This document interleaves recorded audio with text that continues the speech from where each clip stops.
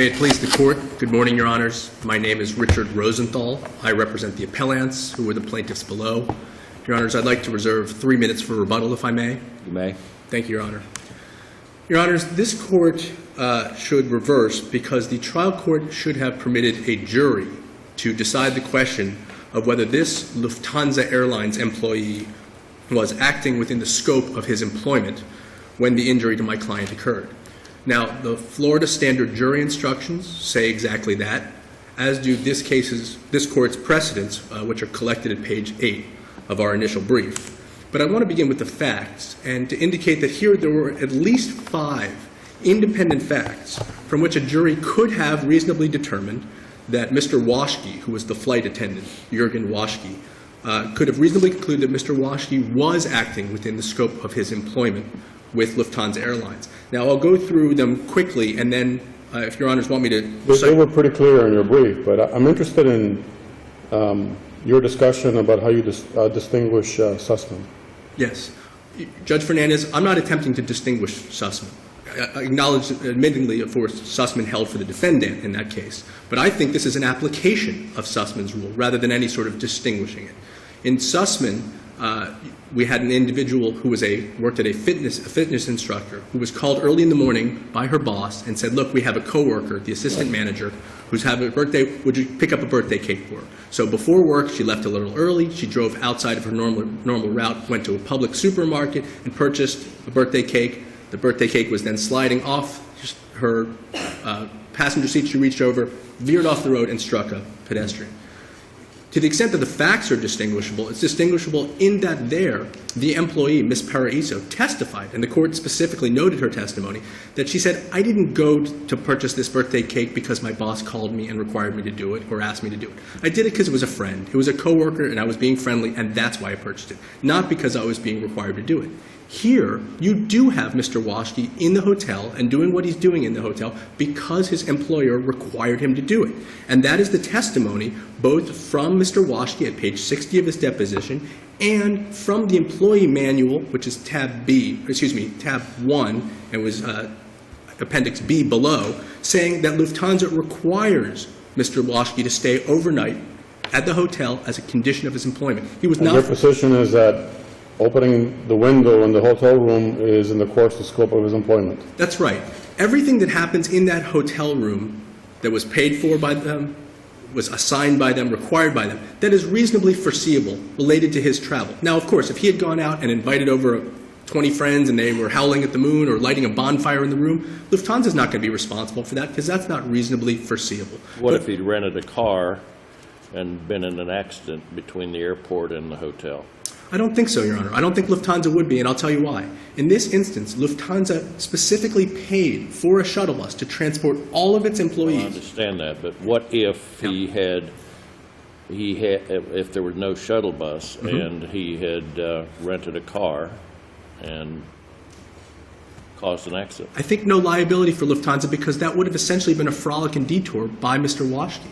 He had a way that they were requiring him to get from Miami International to Royal Palm Hotel on South Beach, and if he decided to go off on his own, and that's how could Lufthansa have possibly known that that window would fall down? I don't think they did. They couldn't have possibly foreseen in a million years. Well, I don't know about that. I'm not so sure.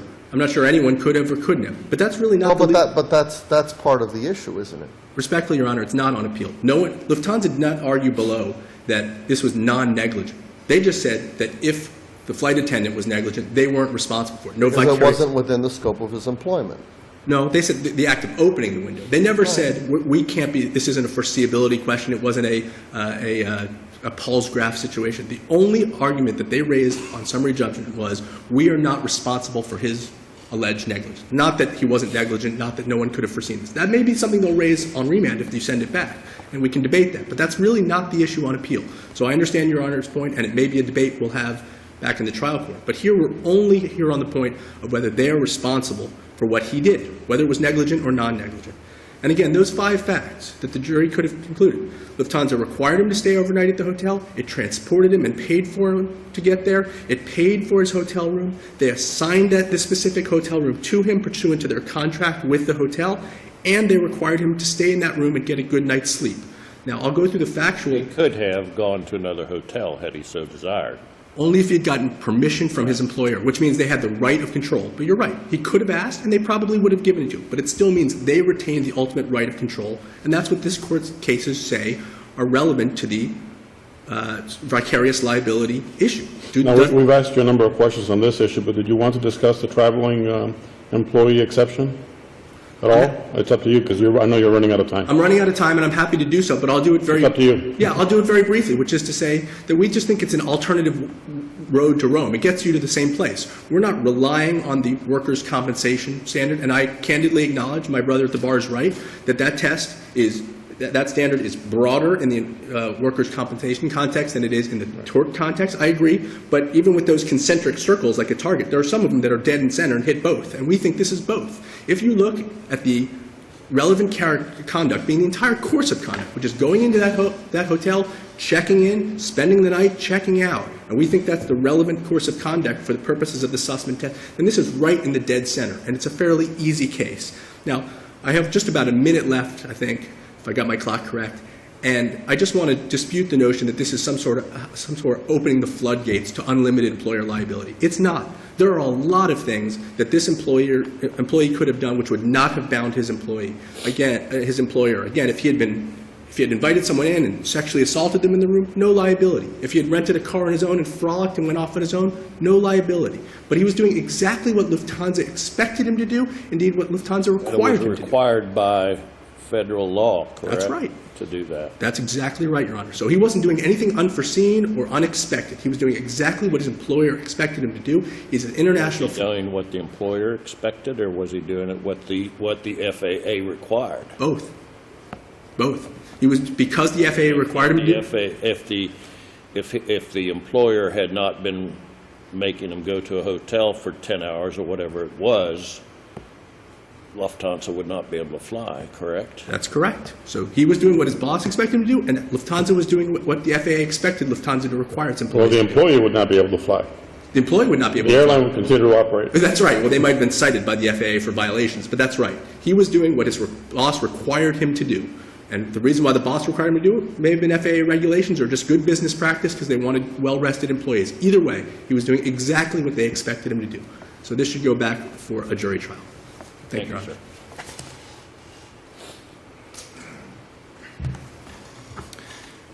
May it please the Court, Barry Blum from Genovese, Jablov, and Batista for the appellee Lufthansa. Judge Cortines mentioned the foreseeability issue, which I think is important, and I think maybe the point is that foreseeability is sort of a policy that underlies vicarious liability. An employer shouldn't be held liable, and the law should not extend liability to someone who does not have. It's not reasonably foreseeable that they are taking on that kind of liability. Well, is the question of foreseeability a question for the jury? Well, no, because in this case it goes so far beyond sort of the pale, and I think that was discussed in the Engler case, which is the Arizona Supreme Court case, which we discussed in our brief, as well as the policy in a case that they said we're not applying the traveling employee doctrine, we're not extending it to third-party liability cases. And while I think the appellees here talk about fitting this case in Sussman, trying to squeeze it in there, the reality is they are the only way that they could prevail is if the court did say, listen, we are going to take this traveling employee doctrine and apply it in third-party liability cases, because I think even they've said it in their briefs several times, but just in the oral argument, counsel said everything that happens in that hotel is within the scope of employment. So that means that the party in the hotel room also would be within the scope of employment, but counsel says it's not. Right. Well, I guess perhaps I think their argument is at some point it becomes so much of a frolic of his own that you might step outside. But that's the exact construct of the traveling employee doctrine, right? In workers' compensation, the employee starts within the course of his employment. It's presumed that that's where he is until he affirmatively steps out of it, right? Because the policy is that we want to have the workers' compensation law applied, and we want to have employees covered, but also the employers to get the benefits of the workers' compensation law. You know, I'm not too concerned about the traveling employee exception, but tell me how it is that you believe that there's no way that this case would fall under or fit into the Sussman scheme. Okay, because the issue here, the Sussman elements, right, they've been fully briefed, 3 tests. One is this an activity that a flight attendant was hired to perform? And the record is replete, what flight attendants do, pre-flight, during the flight, post-flight. A flight attendant is not hired to go to a hotel room, lay down in a hotel room, and open a hotel window. Now, incident to their So employment... some would say that that's not correct because the federal regulation, and I think I just stepped on my colleague who was about to ask you the same question, the federal regulation seems to require that the employee go and rest for those 8 or 10 hours. Well, that the employee be off duty for certain periods of time for rest. But there are lots of laws that apply to lots of employees. There are limitations on how many hours an employee can work and those kinds of things. And it's not every employer. If I was thinking perhaps the best hypothetical might be, what if there were 2 Lufthansa employees? One who went to the 7th floor of the Royal Palm Hotel, and the other went next door because there was a resident of Miami Beach, the 7th floor condominium, her home. Well, opens the window, both windows fall out. In the appellant's theory, the person in the hotel is within the scope of his employment because he's staying overnight at a hotel. But I don't think they would argue that the flight attendant at home, resting, is still within the scope of his employment. I mean, people go home from their employment. It doesn't mean that because they're obligated to come to work the next day well rested, that they're always within the scope of their employment. And in fact, the federal regulation that they rely on actually states very clear that while that employee is in the mandatory rest period, they cannot have any job-related duties. In fact, it's a violation of federal law if they are asked to do anything, even attend a crew meeting at the hotel.